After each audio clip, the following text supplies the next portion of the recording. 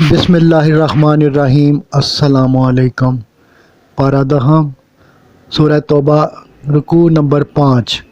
فرمایا کہ یہود نے کہا عزیر علیہ السلام اللہ کا بیٹا ہے، نصارہ نے مسیح علیہ السلام کو اللہ کا بیٹا کہا، حالانکہ یہ دونوں ایک جیسے انسان تھے۔ اللہ کو چھوڑ کر یہ اپنے عالموں اور درویشوں اور مسیح کو اپنا پروردگار ٹھہراتے ہیں، حالانکہ عالم انسانیت کو یہ حکم دیا گیا کہ اللہ واحد ہی تمہارا رب ہے، اس کے سوا کسی کی بندگی نہ کرو۔ منکرین حق اسلام کی روشنی کو مشرکانہ پھونکوں سے بجانا چاہتے ہیں، یہ اللہ کے مقابلے میں کبھی کامیاب نہ ہوں گے۔ اس سچے دین کا ہر دین پر غلبہ ہوگا۔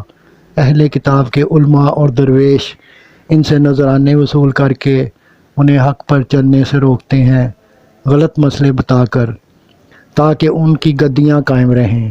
فرمایا کہ جو لوگ سونا چاندی خزانہ کر کے رکھتے ہیں، یہ سیم و زر آگ میں تپا کر ان سے ان کی پیشانیوں اور پہلو اور پیٹھوں کو داغا جائے گا۔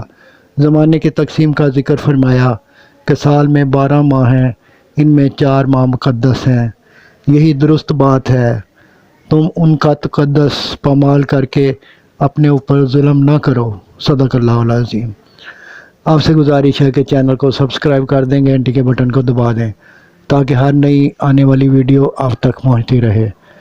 دعا ہے کہ اللہ تعالیٰ آپ کو صحت و تندرستی والی لمبی زندگی عطا فرمائے۔ آمین آمین آمین یا رب العالمین۔